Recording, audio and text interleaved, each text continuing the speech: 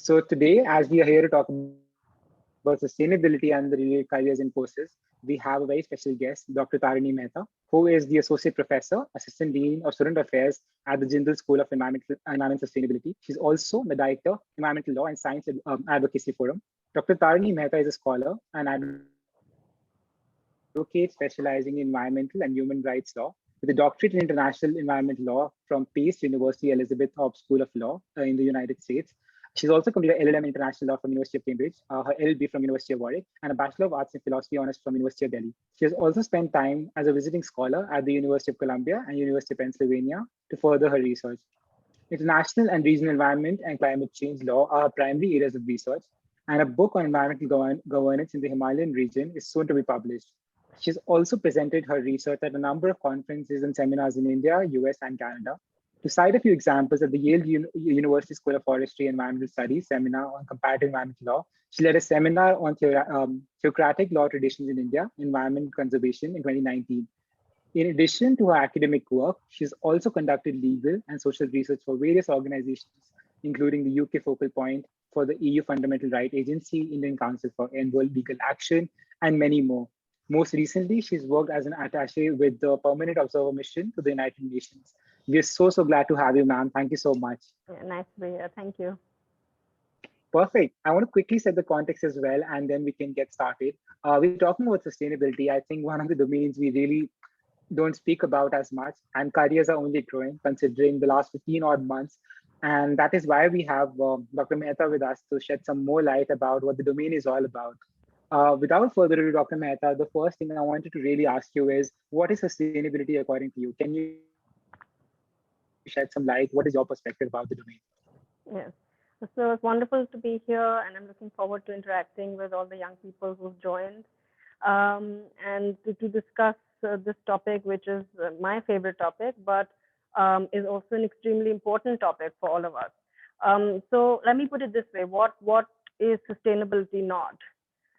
So usually, as we were discussing, and I was discussing with Abhishek before we started, we usually tend to think of this as this area as something niche or something, specialized, separate, something that social workers and the tree huggers of the world are more interested in, or people who kind of are more maybe want to live a simpler life and anti-development or sort of retrograde in that sense.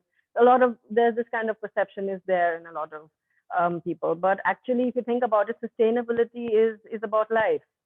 So the real question we need to ask is, what is the kind of world we want? What is the kind of world that you want?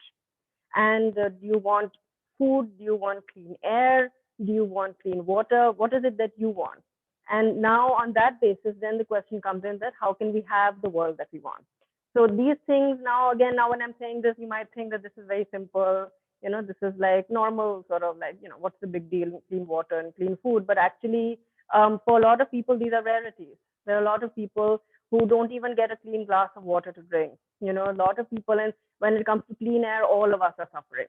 All of us living, especially people living in Delhi and Bombay and Chennai and places, we're all suffering. Young people are suffering, getting asthma, getting bronchitis. Especially when, for instance, the smog levels go up and so on in these cities.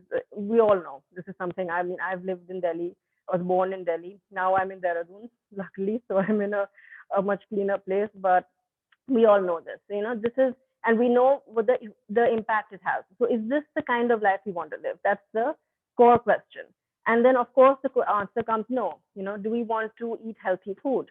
Now, when we say we want to eat healthy food, then the question comes in, organic food comes in. The whole movement around organic food comes in. The movement around organic food, again, is as of now still slightly elitist because organic food is still more expensive. But actually, if you look at it, this is just a basic need, which all of us have. The food we have should not have chemicals in it. It should be pure. It should be clean. This is a basic thing. The milk we drink should be pure and clean. So these kinds of things, and this all, if you answer this question and say, I want this, I feel that it is a basic right I have as a human being, that I should have this. This is just basic elements of life. Then you are talking about sustainability. Because how can we get this? How can we have clean air? How can we have clean water? How can we have clean food? How can we have good health? So what is impacts of all this is it impacts health, it impacts livelihoods. How can we have the kind of life we want through sustainability?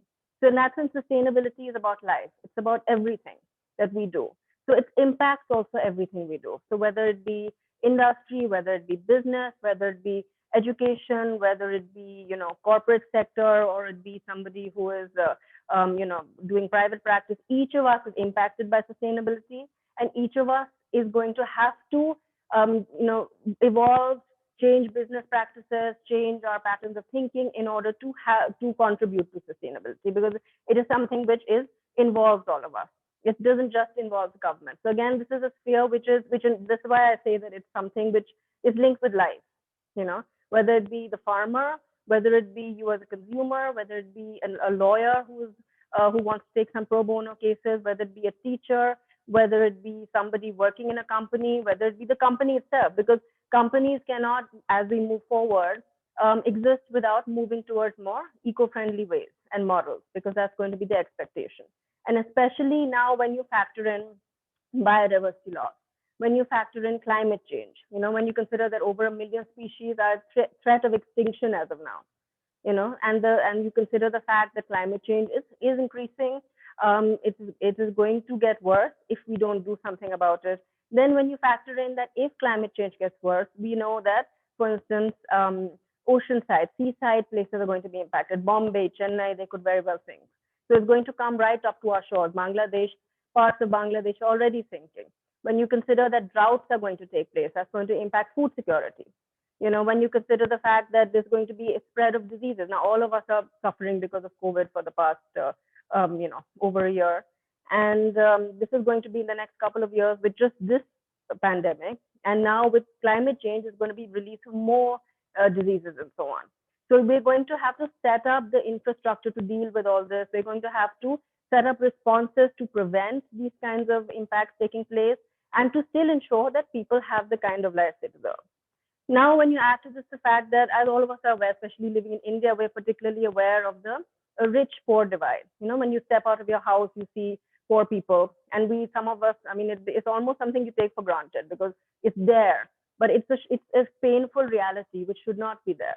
And when you consider the fact that about 2/3 of the people in this country are living in poverty, when you look at the global figures related with poverty, that over 1 billion people in developing countries themselves are living in poverty. So you look at these statistics that exist globally, and you consider the fact that why is there so much poverty? When we are supposedly moving towards development, when we are supposedly moving towards poverty, and yet so many people are being left out of this great vision of development. So why is this happening? And then you realize that a lot of this poverty, a lot of this sort of disparity that takes place is because of natural resource issues, access to resources, not being able to access the kinds of resources. And so in that sense, again, sustainability comes in. If you want to think about it in terms of human rights, you want to think about it in terms of poverty, health, each of our lives, if you want to then consider the fact that how do we then have the kind of world we want. Now, if you think of something like plastic, for instance, now plastic waste is something which has become a part of our life. We use plastic, you go out, become a default. But now you consider the fact that our oceans are clogging up. The Great Pacific plastic patch is, this gigantic patch, which is the size of countries of just plastic floating in the ocean. This plastic is then breaks into microplastics. It goes into the food chain, and that food chain that is ultimately coming back to us. That plastic waste may be getting leached into our soil as well. Now, then the question comes in: how do you deal with this problem? How do we deal with this poison? Then plastic has chemicals which are carcinogens. It has huge health impacts. It's the chemicals that are in plastic. That's why you have a lot of this worry which happens. In my own home, it happens when we order food from outside and certain type of plastic comes, and immediately hot things should not be put in this plastic because we know the health impact. But the health impacts don't stop there. It also moves into the fact that microplastics have come into our water. It has come into our oceans. It's come into our rivers, and there's studies being done by IIT and so on the kind of level of microplastics in our everywhere around us. This is all also going into our system, and it's impacting our health. Now, when we say, okay, we want to move away from plastic, then the next question comes, how do we do this? How do we do this? Means we need to involve the industry. We need to have a sustainable route away from plastic. We need to have a different products. We need to encourage those industries. We need to move the plastic industries away from this. And it has been done. For instance, if you look at animal furs, for instance, there's been a movement to move away from them, the use of them. So it's not that it can't be done. But again, when you're talking about this and you're saying, okay, how do we do this? How do we move away from the use of plastics? A simple thing, but something which impacts all of us. You again are talking about sustainability, because now you are talking about the environment, you're talking about the health of people, but you also need to make this sustainable. You need to make this something that people can earn from, that livelihoods are depending on this industry. You need to shift that. You need to move. So sustainability is not just about the environment. Sustainability is about livelihoods. It's about the social element. It's about the economic aspects. It's about the environment. So the definition of sustainable development, sustainability itself, it involves these three pillars: the social pillar, the environmental pillar, and the economic pillar. So you have to balance these three, and that is sustainability. Then, because ultimately you cannot have development without sustainability. So where people have this debate, right, that environment is kind of anti-development. Actually, you can't have development without environment and without sustainability, because you're going to lead to people getting sick and dying, and that's not the kind of, that's not development. You're going to have people becoming more poor, increasing the rich poor divide, increasing the social injustices that takes place. Therefore, that's not development. That's not the world we want. So for the world we want, the sustainability is the only way. No, that's explained beautifully, Dr. Tarini. In fact, what you spoke about developing countries and the poverty being rising, I think that's ironical in its sense. So that's a very important point as well. I think when you were decoding sustainability for us and the way you did it was great. You also mentioned about different industries, and I was just trying to figure out, careers are so huge now. I'm also dwelling on that fact. So gradually, my next question has to be that what, according to you, I know we cannot cover every possible career, right? But can you give us broad career heads that sustainability covers or touches upon, that students can pursue or think about?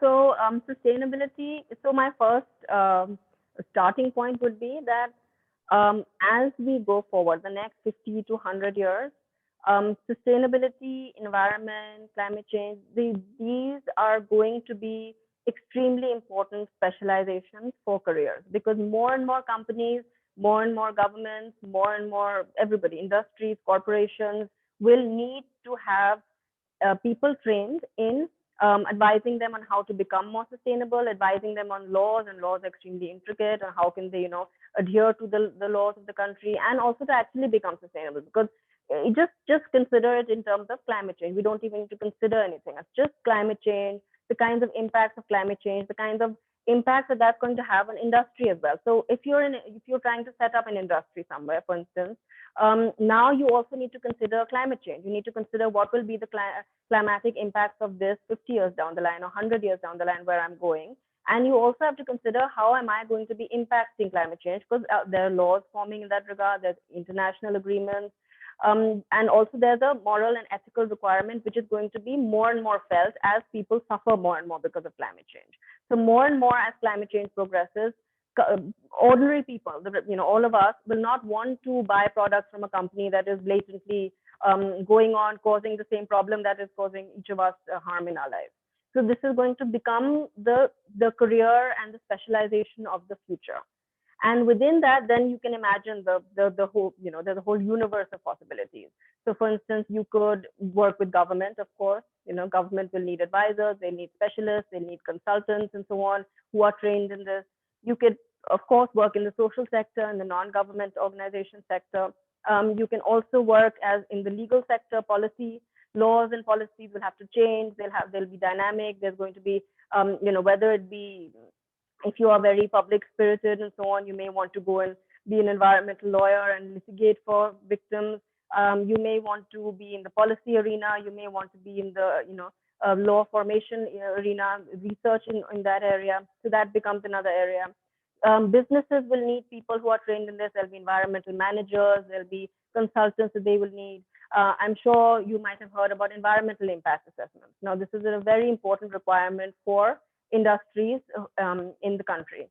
So again, that to be a consultant, to be an EI consultant, you need to be trained in that sphere. You need to be trained in environmental science. You need to be trained in the legal aspects as well.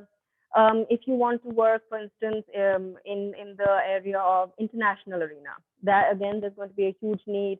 The United Nations, for instance, and regional organizations, they work closely with governments around the world, and the kinds of problems that we are moving towards and the nature of the environment, where everything is ultimately interconnected, requires that there will be a need, more and more of a need for international cooperation, regional cooperation. So there's going to be more and more of a need for specialists to work in the international arena. So there's a whole host of job opportunities and careers. I could just go on and on expanding on this, but basically you get the idea that every sector is going to need this.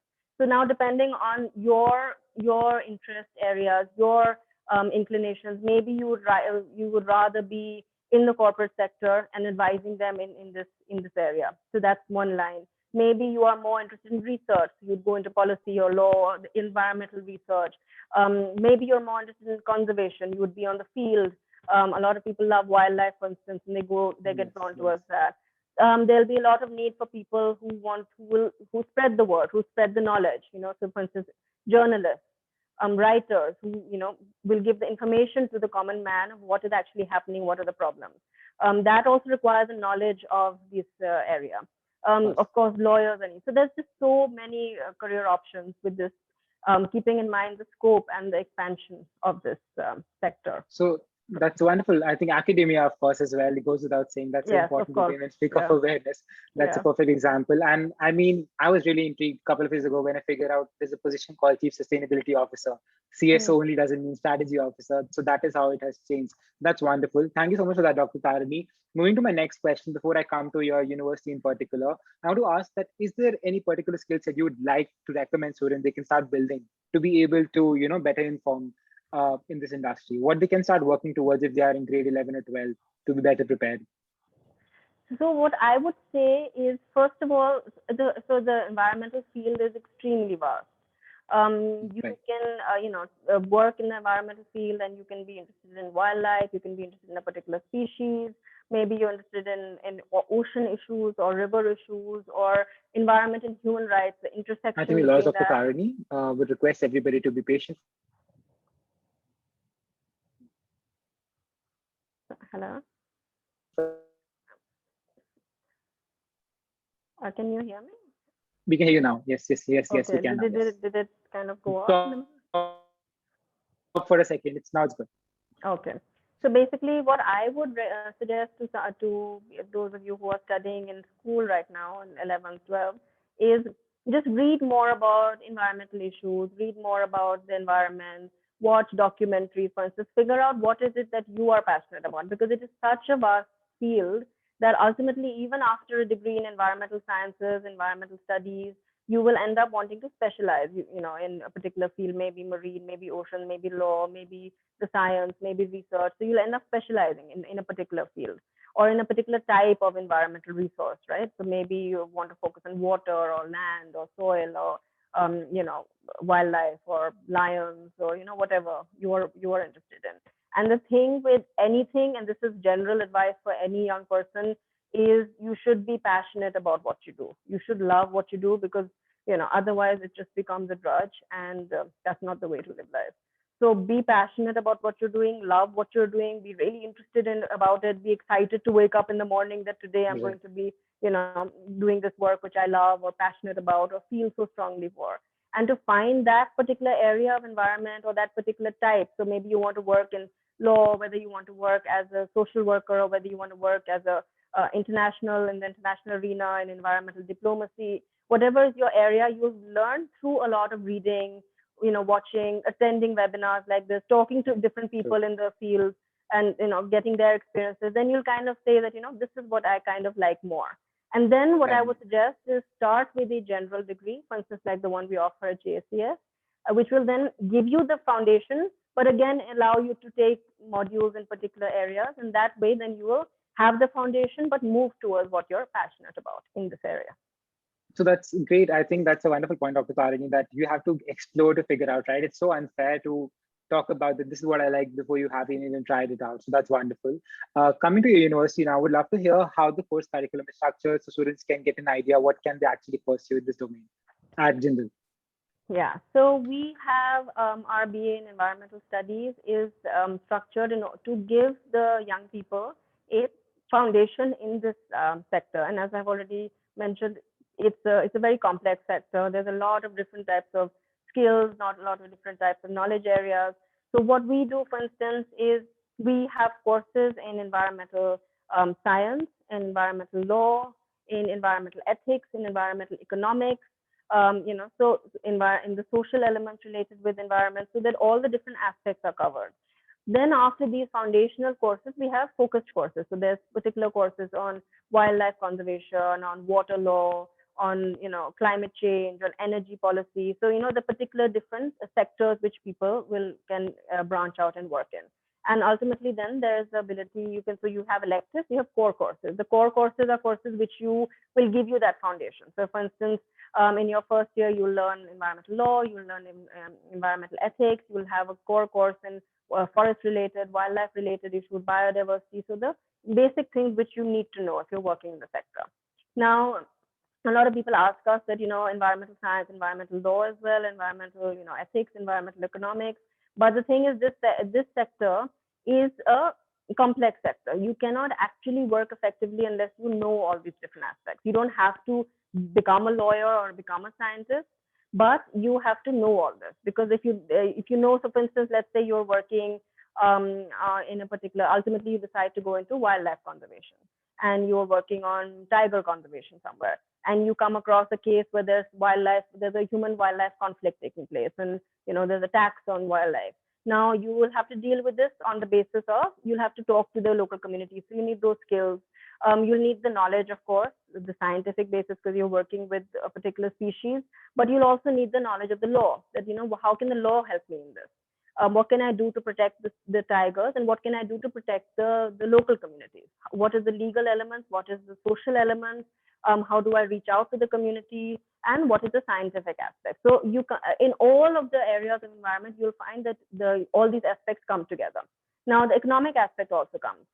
How can you make the local communities interested in conserving the tigers unless you make it something that is relevant for them, or that is helpful for them in terms of their livelihood? So you'll need to bring in that aspect, the social aspect. So ultimately, when you're working in this area, you end up having to bring all these different elements together. So that's the way our course is designed, so to give you that freedom to take focused courses, and also you have core courses which will give you that foundation. And ultimately, in the second and third year, you'll be taking a lot of electives. So you'll be specializing particularly in areas, maybe you're interested in marine biodiversity, then we have courses on that. Perhaps you're more interested in pollution issues, we have courses on that. Perhaps you're more interested in, related to energy and climate, which is an extremely important area. We have particular courses on that. So in that sense, it gives a very well-rounded education at the end. And we also encourage a lot of extracurriculars. I'll be happy to tell about that. So it's a very enriching education that is provided. In fact, for everyone's reference, I've just posted the link for the course Dr. Tarini was talking about as well. So you can definitely have a look. That sounds exciting. In fact, coming to the point you're talking about, Dr. Tarini, what are the kind of activities the school provides the students can work on? Projects, exchange programs, or industry exposure in the domain? Yeah. So we have a whole host of different kinds of projects. So first, for instance, at JSES itself, and JGU itself also encourages a lot of extracurricular activities. So we have a lot of clubs, societies, and so on, several of them linked with the environment. So you can take part in that and work with other students and sort of get into the student movement in relation to that. So that's lots of fun. JSES itself has an environmental law and science advocacy forum where we have student members who participate in research, participate in organizing seminars. They get exposed to international experts and so on as a part of that. We also encourage students to write and to get published. And a lot of our students have published articles in top dailies, the Statesman, Deccan Herald, and so on. So we also encourage your voice to come out. That each of us has an opinion when it comes to the environment, and we encourage that.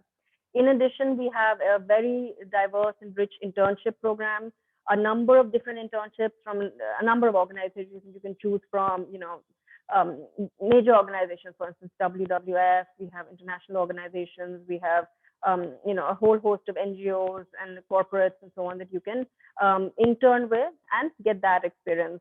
We have summer abroad programs. We have programs with international, with universities abroad, for instance. We have faculty from there coming, guest lectures. So we have different kinds of activities that you can get involved with and have and build your CV, because ultimately this is also a CV building exercise. So all this will go in your CV.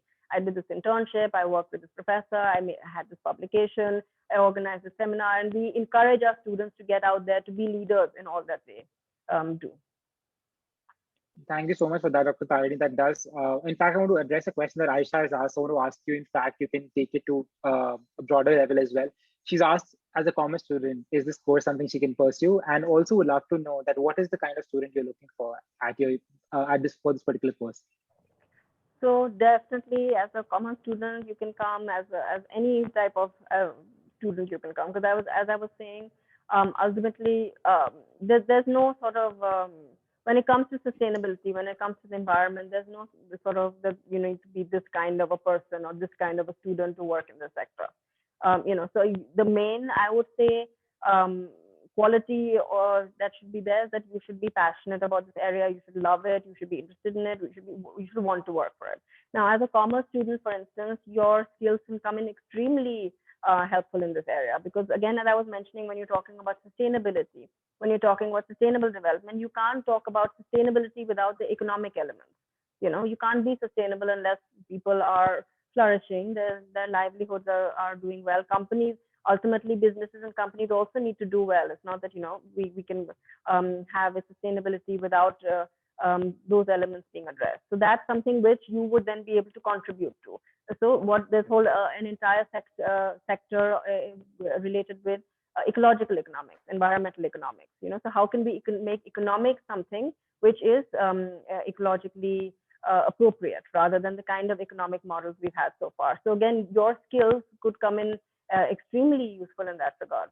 So anyone, basically, as long as you love the environment, you want to work in the sector, you're passionate about it, then your skills, whatever your skills are, will be something that will enrich this sector. Perfect. Thank you for that answer, Dr. Tarini. I think environment, like you said rightly, shouldn't be restricted by domains and streams for sure. And that's what NEP is encouraging as well. I think one question that came up by Vishaka was about placement. So what are the placement opportunities? I know you covered a bit of it because opportunities are not limited, but I think they would want to know a little more about opportunities and placements. So placements, now depending on what you're interested in, if you're interested in working in government, then there's a lot of different types of opportunities that come up in government. If you're interested in working in the NGO sector, then there's placements that we can provide in the NGO sector. If you're interested in working in the international arena, for instance, whether it be the UN, whether it be international organizations such as the Biodiversity International, or it be WWF International, and so on, so that we have we can position you in those places as well. Ultimately, throughout your time at JCS, what you will be doing is you will be building your CV. And at JCS, we have a lot of interaction. The faculty interacts a lot with the students, and we keep guiding you every step. So when you'll come in, you'll have an idea. You'll say, maybe when you'll come in, you'll say, I want to work in a particular type of. I want to work in the climate sector, climate change. And then as you go forward over the next 2 or 3 years, your ideas will develop. You'll kind of be like, I want to work on climate change, but I want to focus on energy, and I want to focus on energy, and then I want to look at, a particular type area related with that. So then as you go forward, we keep interacting, we keep developing that particular interest of yours through internships, through other work that you'll do. And ultimately then that builds up your CV. So the entire time you're building up your CV to finally work in the sector you want to work, and then we're able to place you in the kind of job and sector that you want to do. So in that sense, the whole JCS, the whole project, our entire focus is finally on getting you where you want to be. So ultimately, this is your career and your life. I think that's very important, right? University can only, you're doing whatever best university can. You have to also question yourself time and again to make sure you are making the best of the opportunity. Perfect. Thank you for that, Dr. Tarini. Another question I would like to ask you is very simple, right? You've spoken about opportunities. When you speak of opportunities, higher education can't be missed. So, would you like to give a couple of examples of what are the kind of specialization they can pursue in the masters after BA in environmental science? Hmm. So, for instance, now if you want to work, but you want to focus on the scientific research part of it, then you will have to do an MSc. You will have to do the specialize as an environmental scientist or specialize as a wildlife researcher, wildlife scientist. Now, if you want to go in law and policy, then depending to the extent you want to work in law and policy, you may want to, for instance, then specialize in law and then further specialize in environmental law. If you want to focus on the environmental economics part of it, because as those of you who are studying commerce and economics already know, it's an extremely complex area. Then we already have it in our ecological economics in our course. And then after that, you might want to further specialize in this particular area to understand the intricacies related with it. So these are some of the areas. Now, if you want to then focus more on research, let's say, then after this degree, you would go on further, do a master's, and do a doctorate, perhaps come into academia. And if you want to, generally, what I advise all my students is, in today's world, and it's a competitive world when it comes to careers, at least you should have a master's, because it's kind of become like a minimum.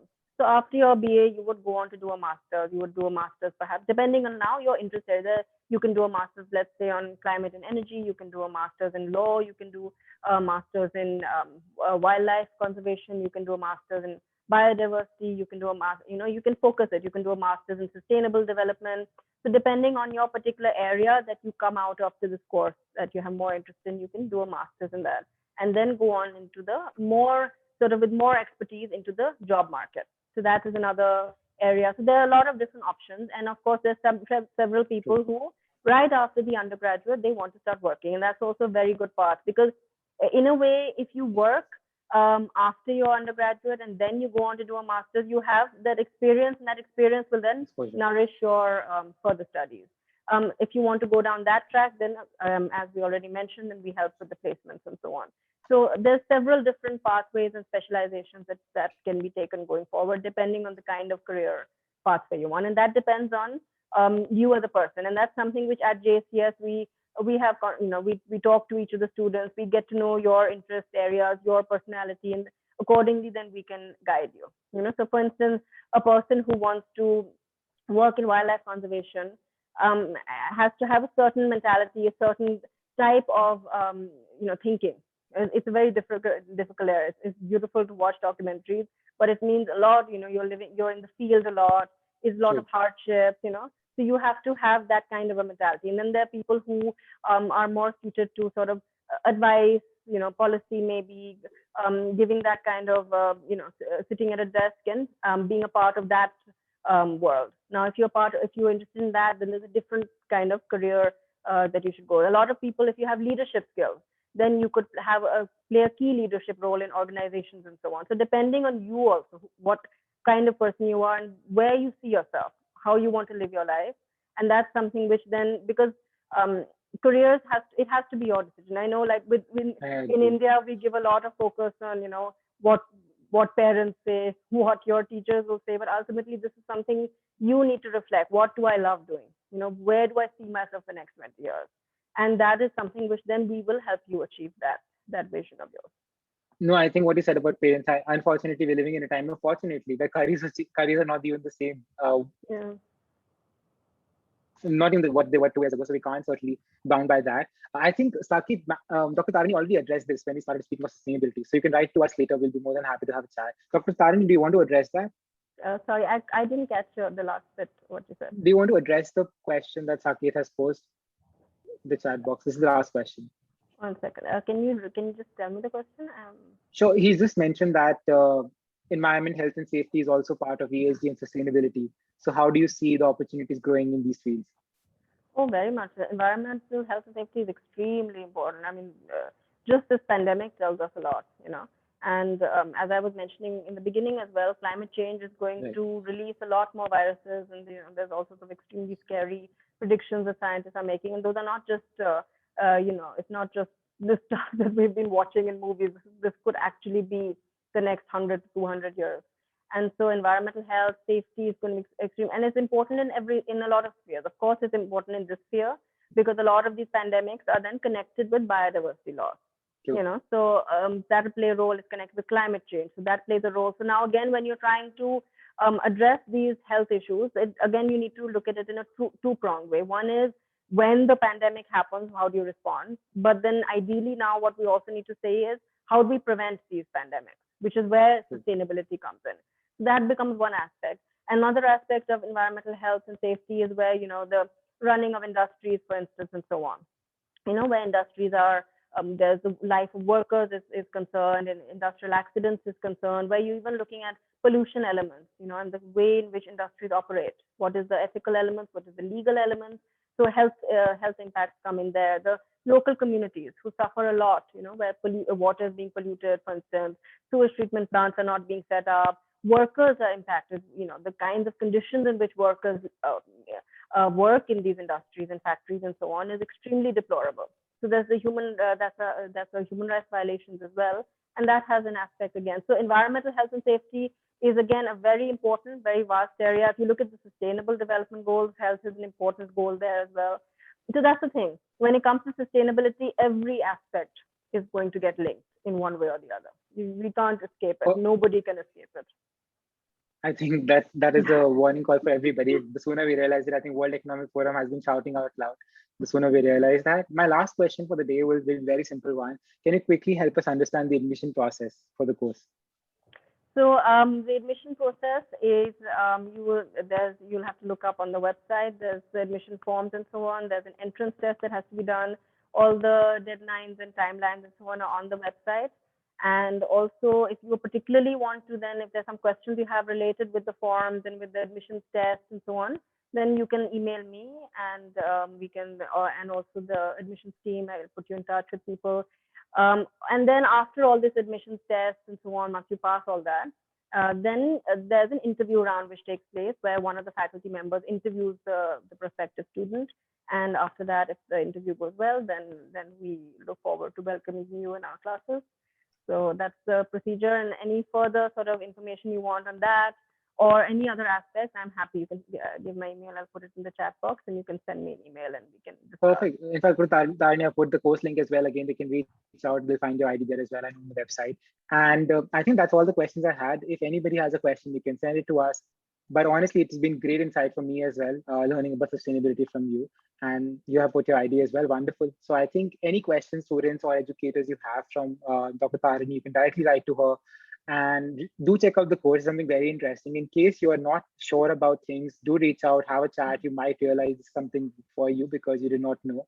But thank you so much, Dr. Tarini. It was wonderful speaking to you and learned a lot personally. And I'm sure everybody's taking away. I think Vishaka has, I'm not sure what Pooja has written. How does laser play part in sustainability? But switching careers. Oh, how does a lawyer play part in sustainability? I think you're the perfect person to answer this. Lawyer, and then there's a question about financial sustainability is a major concern. So I'm guessing by financial sustainability you mean green investments and is it that, or is it because parents are involved? Vishaka, I think we both are making like do you earn well through environmental careers? Do you earn well? You're correct. That's it. Yeah. So again, now with environmental careers, again, because as I was mentioning, because this sector impacts and is connected with so many sectors, so you can work as an environmental advisor to a corporation, to a company, to an industry, and of course you must and should choose to be ethical in all these things. You can also work as a consultant to government. You can also work as a consultant or as part of the UN, international organizations, and of course there's the social sector. So now depending on the sector you choose, the careers can be extremely well paying. If you're working in the UN, you get paid well. If you're working for government, you can get paid well, depending on the kind of consultancies and the projects you're working on. If you're working for corporations and industries, you can get paid well. And if you want, and so it depends on the kind of sector you choose. If you're working in the social sector, then NGOs, of course, have less.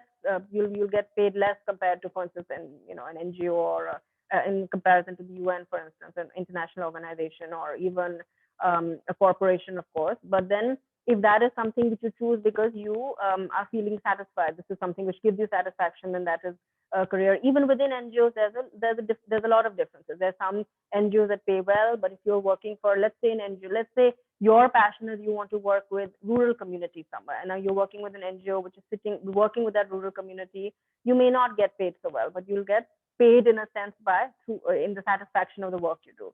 So it depends which sort of line you take, and that depends also on, again, as I was saying, what kind of life do you want to live? How do you see yourself moving forward in the environmental area? What are the kind of skills you have? What is your passion? All that will play a role in the kind of money you make when you enter into this sector.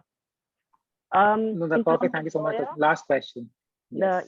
So lawyers can play a very, very, very, very important role in sustainability, because law and policy is the framework of sustainability. So we can't move forward with sustainability unless we have good laws, and those laws are not implemented. Both aspects are there. Now, India, I'm sure all of you have read, constantly people keep saying, wow, we have so many environmental laws, but nothing gets implemented. This is a constant complaint. And this is true to a certain extent. We have some of our laws are lacking, but generally India has an extremely wide array of environmental laws. We have extremely good constitutional provisions, but a major issue in India is the implementation. Now, in ensuring that industries, corporations, government adheres to these laws, respects them, again, a lawyer will come in. The lawyer will take the case to the court, will fight for the victims, poor villagers who are living in, poverty, in some village where the water is completely being polluted by an industry, but they just don't have the access to the resources to have their voice heard. That's where a lawyer can step in, go to the court, go to the National Green Tribunal, go to the Supreme Court, and take a stand. Lawyers can also play a role in policy, because governments, the laws need to change as we're moving towards, and environment is a very dynamic area. There's new problems we're constantly dealing with. So for instance, just quickly to kind of give you an example, GMO crops, genetically modified crops. What do we do with genetically modified crops? Now, this is an area where law policy needs to be devised in order to protect people's health. What should that law and policy be? How do we devise it? So here, an environmental lawyer will be important, and environmental scientists will also be important. Climate change, how do we deal with it? Climate adaptation, how do we deal with it? People who are losing their land because the sea level is rising, how do we compensate them? How do we deal with this? So a lot of new issues are coming up for which you need legal experts to advise, to comment, to criticize, to hold the government to account, or to work and change policy, to advise how policy should be changed. And this is something which is needed in the national level, it's needed at the regional level, it's needed at the international level. So again, as a lawyer, you can choose to be in the international arena, regional, national level. So with law, definitely, more and more lawyers are needed to actually make sustainability something happen and to implement it. Perfect. Thank you so much for that answer as well, Dr. Tarini, and it's very important. Okay, perfect. Thank you for that, Soumya, for sharing that as well. Great, but just want to thank you and appreciate OP Jindal for introducing the course like this. And thank you so much, Dr. Tarini, once again. It was great listening to you. Vishaka, okay, Vishaka, the details for that I personally see. You can just write to me as well. I can brief you on that. No worries. Perfect. Thank you so much, Dr. Tarini. It was great having you and learning from you. And thank you so much, everyone, for being a brilliant audience and sending in the questions. Again, you have our IDs. You can reach out to us and Dr. Tarini as well. And stay safe, and let's try and be a bit more sustainable. Thank you so much. Yeah, wonderful. Take care, Dr. Tarini. Yeah. Thank you so much. Bye. Thank you.